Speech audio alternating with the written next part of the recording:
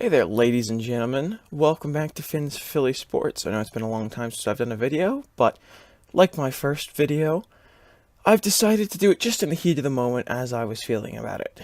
So, today's video, the Eagles. Wow.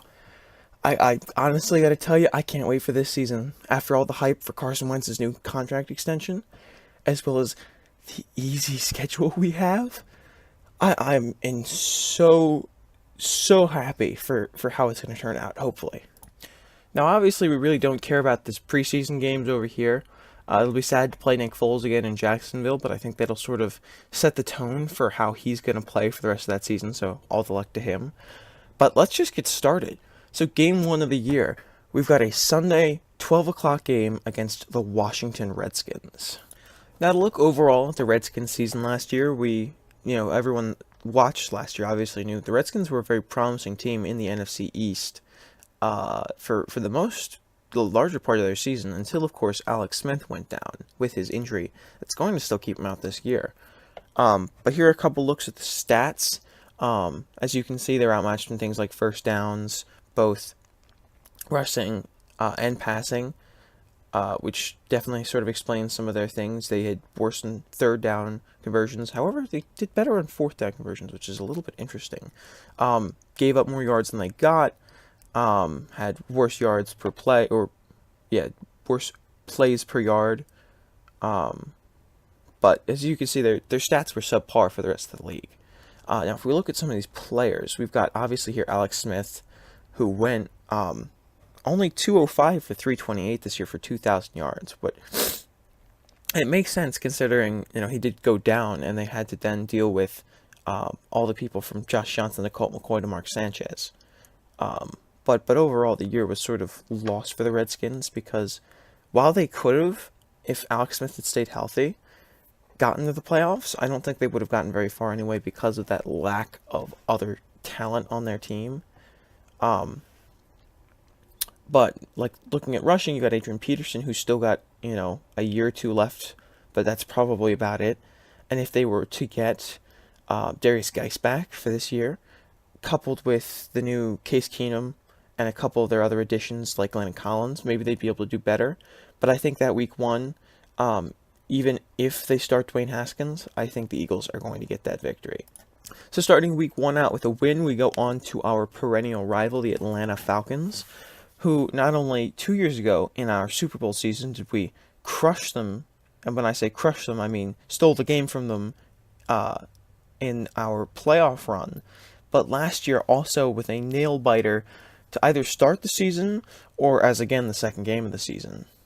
So for all intents and purposes, the Falcons had a good season last year. Matt Ryan had nearly 5,000 yards, Tevin Coleman sub 1,000, but they did have their mix of running backs there. You've Julio Jones with an exceptional season of 1,700. Their linebackers only getting sub 100 tackles, but I mean, with a defense like the Falcons have, I mean, I guess you're spreading that out. And then DeMonte Casey with 7 interceptions, which is pretty good for, a safety, especially to just do in one season.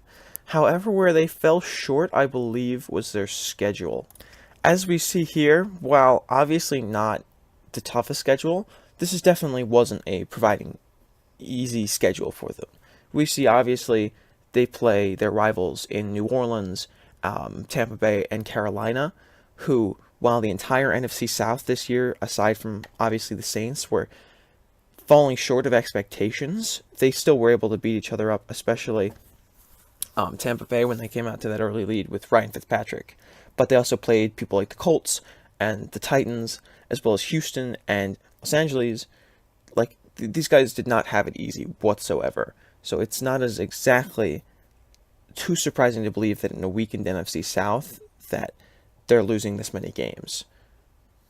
With all that said, I think with all of the losses that the Falcons have suffered this season, losing Tevin Coleman to the Niners, as well as other injuries they've been dealing with over the course of the last season, I feel like we're gonna pull out a win there. Even with our weakened secondary, I think that another miracle play will happen where we manage to either just take out Julio Jones because we can double team him with Malcolm Jenkins on that side, as well as Rasul Douglas or Jalen Mills, or our new addition of the D-line, Malik Jackson, as well as our new edge rusher, will be able to get to Matt Ryan a little easier. But moving on past that, Detroit Lions, I'm not going to say too much here because I feel like this is the easiest possible guess. The Detroit Lions, all they picked up in the draft was a good tight end. Don't get me wrong. T.J. Hawkinson's a good tight end, but obviously the Detroit Lions have many more problems that they aren't going to fix with just a tight end. I think that Matt Stafford, while has some potential, especially when he had it with Golden Tate and Kenny Galladay, but now that duo is sort of broken up and they're looking for some more receivers, maybe he'll go off this year with TJ Hawkinson, but I don't really see it happening. I feel like that's going to be another win for the Eagles. Now here's an interesting one. The Green Bay Packers is one of the first games that I think would be actually a contest, because while Green Bay last year definitely struggled with Aaron Rodgers being in and out and with various other injuries, I think the acquisitions they made in this offseason are really going to help them.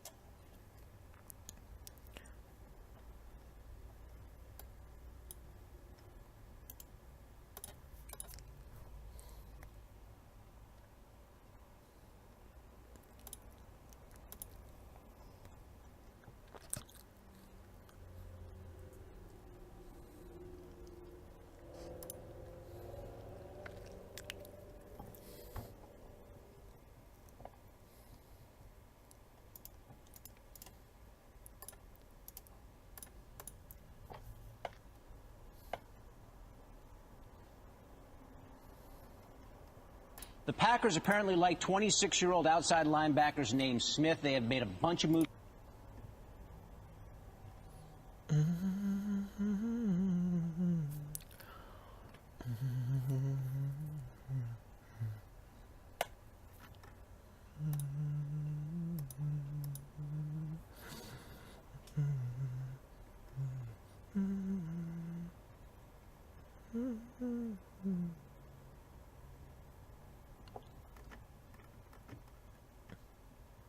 Fence. Please tell me he's still with the Packers. Yeah, okay. So as we see here, you've got people like Rashawn Gary that they picked up to fill up that edge rushing spot, which not only has been weak for them, but especially now that Clay Matthews is gone, they can help replace him there. You got a couple of these other guys that are rookies. You got Kingsley Keek, the D tackle. You got Curtis Bolton, another linebacker.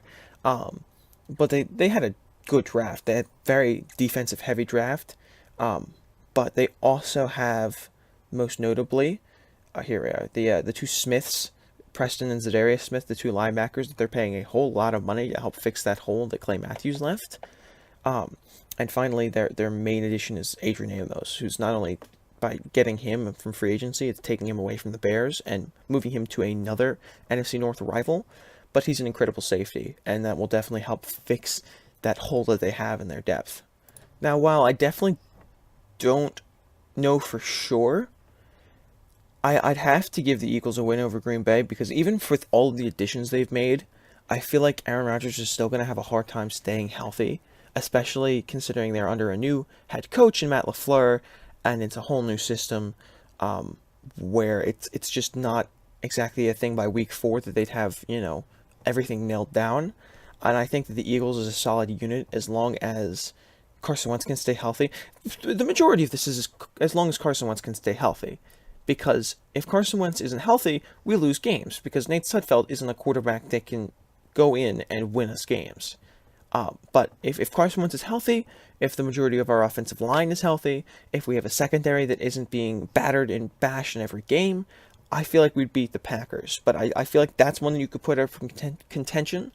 So at this point in the season, the first 4 games, I think we're going to have anywhere from 3 wins and 1 loss to 4 wins.